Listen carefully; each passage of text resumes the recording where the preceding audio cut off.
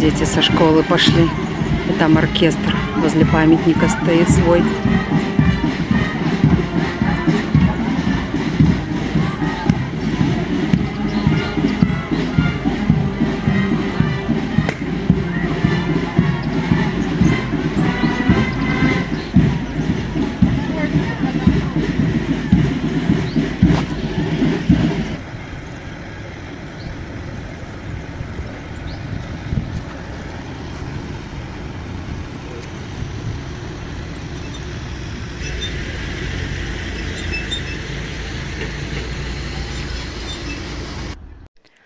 Всем добрый день!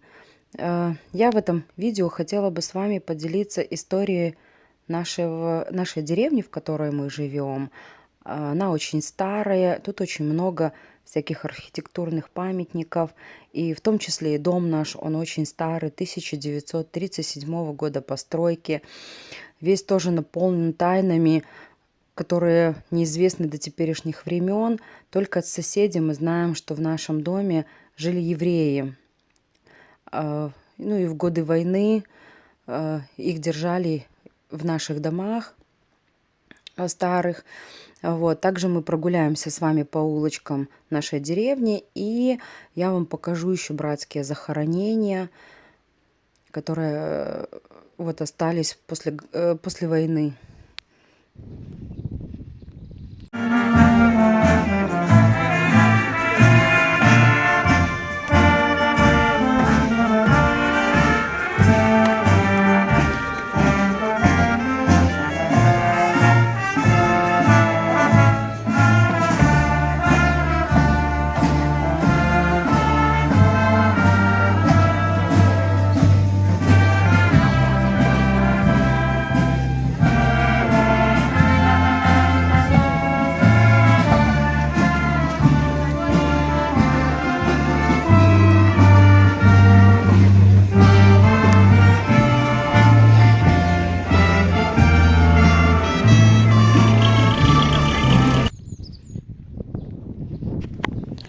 Наш вокзал – это уникальный исторический объект, который по праву считается одним из самых значимых на территории Беларуси.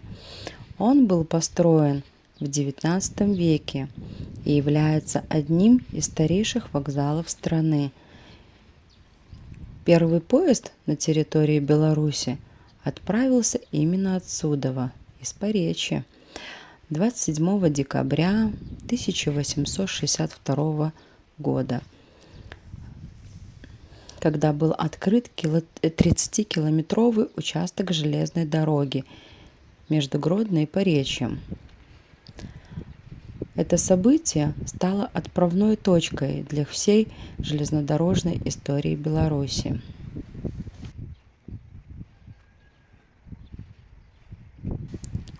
Император Николай I подписал указ о строительстве железной дороги от Санкт-Петербурга до Варшавы в 1851 году. Работы начались в 1852 году, и строительство велось с привлечением как российских, так и иностранных специалистов. Проектированием занимались известные инженеры. Вокзал в Поречье был построен в стиле русского классицизма и стал вторым по величине вокзалом на линии. Это было большой редкостью для небольших населенных пунктов.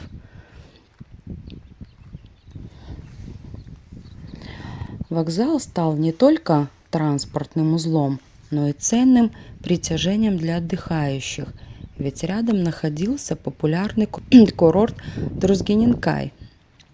Вокзал был оборудован гостиницей, ресторанами и помещениями для развлечений, что делало его важным местом для туристов и местных жителей.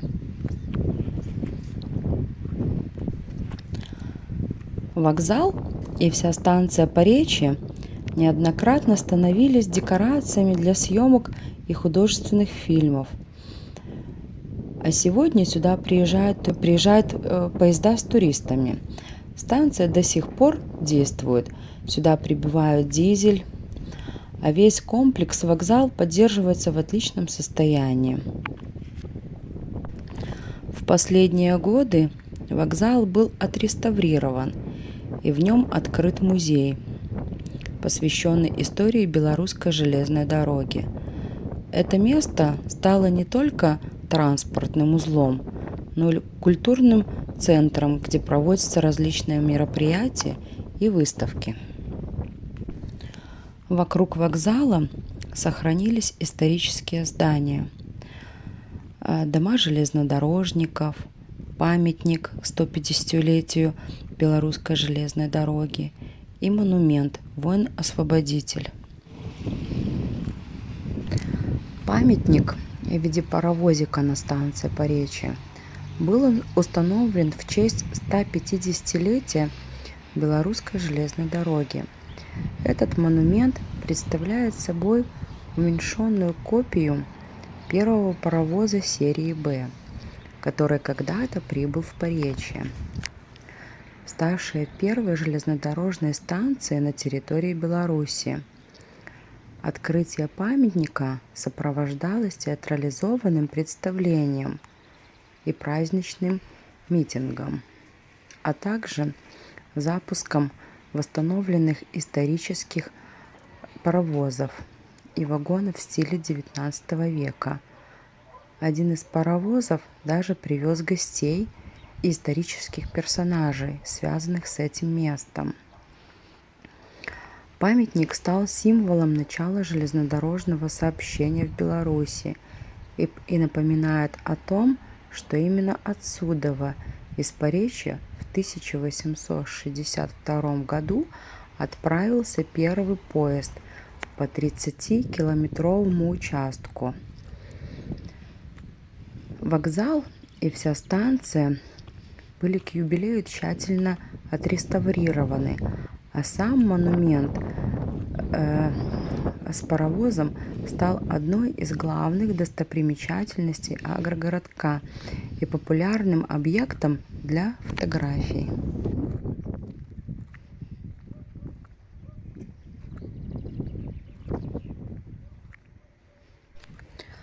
Возле вокзала находится памятник и братская могила советским воинам.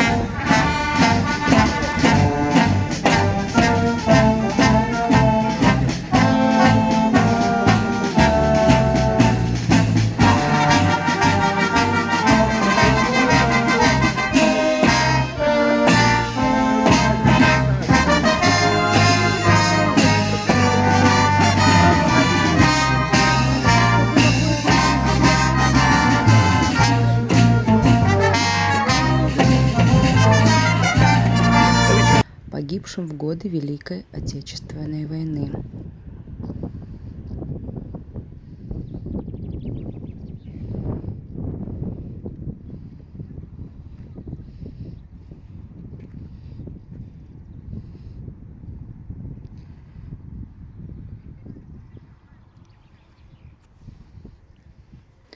На высоком постаменте установлена скульптура советского солдата с пулеметом, одним из символов победы.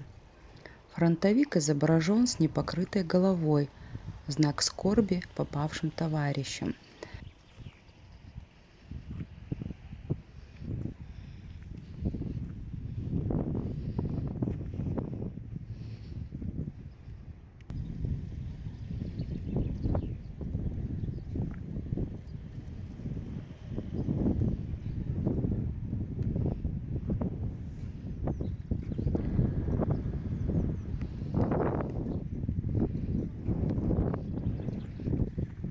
Этот монумент был установлен вскоре после освобождения Поречья в 1944 году и с тех пор является местом памяти и скорби для местных жителей и гостей.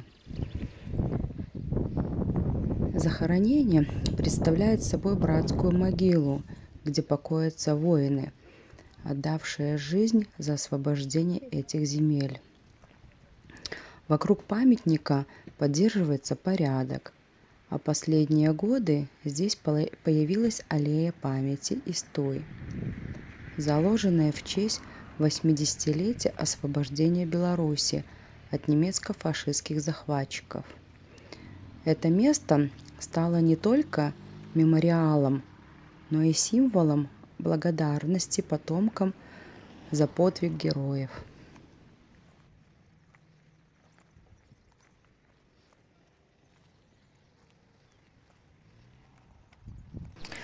А вот интересный жилой дом.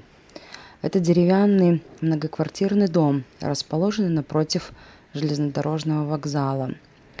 В прошлом, по воспоминаниям местных жителей, здесь находилась немецкая комендатура в годы оккупации. Сейчас зайдем с вами вовнутрь, и я вам покажу вот эти обшарпанные стены.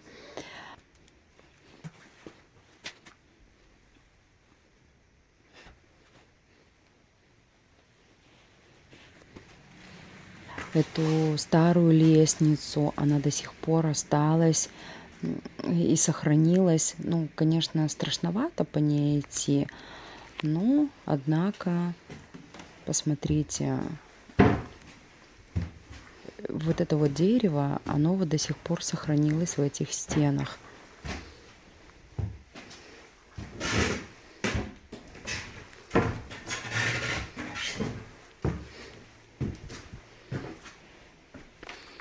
Маленькие окошки наверху здания – это архитектурные элементы, часто встречающиеся в старых деревянных постройках XIX – начала XX века.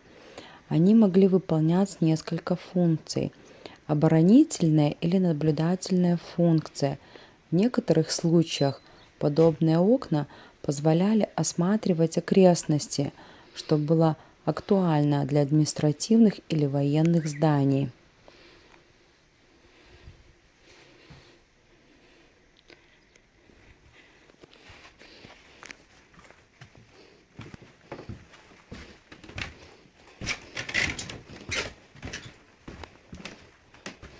Сейчас в этом доме расположены жилые квартиры, а сам он является частью исторического облика Привокзальной площади. Вокруг здания сохранились исторические постройки, а сам район тесно связан с событиями XX века, включая оккупацию и послевоенное восстановление. Местные жители часто рассказывают о том, что в годы войны здесь располагались немецкие военные и административные учреждения, а само здание использовалось для различных нужд окружающих властей.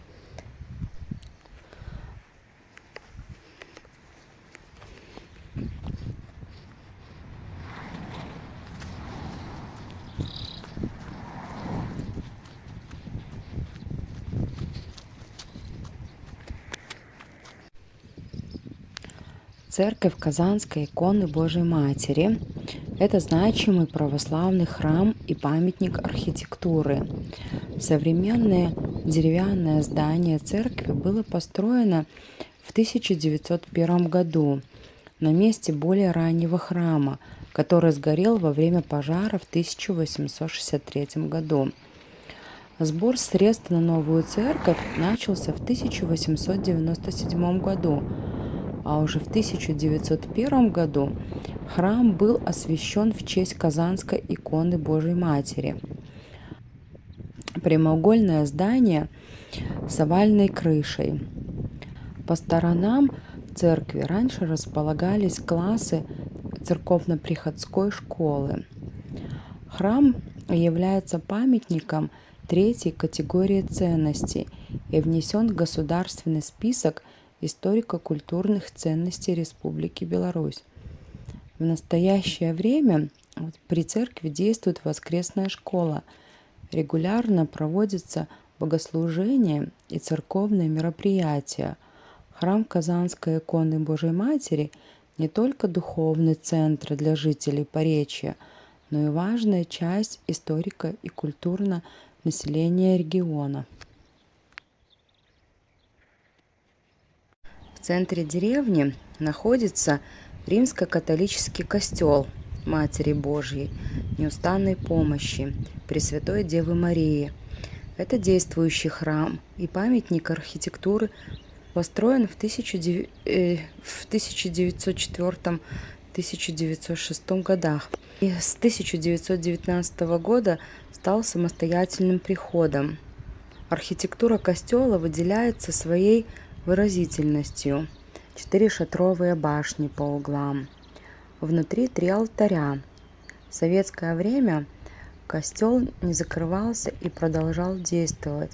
В 1970 годах получил статус памятника архитектуры с элементами неоготики. Территория храма ограждена. Рядом находится колокольня и небольшой памятник основателям костела. Я очень хотела показать вам это место. На православном кладбище находится братская могила иностранным воинам, в которой покоятся немецкие и русские солдаты, погибшие в годы Первой мировой войны. Это захоронение датируется с 1915 годом и является одним из свидетельств трагических событий того времени. Могила представляет собой огражденный участок диаметром около 5 метров с 3 черными крестами. Здесь захоронены солдаты, чьи имена в большинстве своем неизвестны. Особое значение этого места заключается в том, что оно символизирует уважение к павшим, независимо от их национальности и стороны конфликта. Местные жители и школьники регулярно ухаживают за этим захоронением, проводя уборку и памятные мероприятия. Для них это не только часть истории, но и напоминание о цене мира, о важности сохранения памяти о всех, кто погиб на войне. Старинные камни, которые лежат по краю ограждения, часто использовались для обозначения границ захоронений, особенно в местах, где покоятся павшие воины. Они могут служить памятниками, которые напоминают о жертвах войны и уважении к памяти погибших.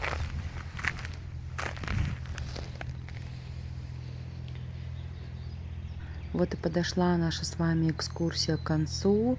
Если остались какие-то вопросы, пишите. Я буду очень стараться ответить на них. Спасибо большое, что были с нами.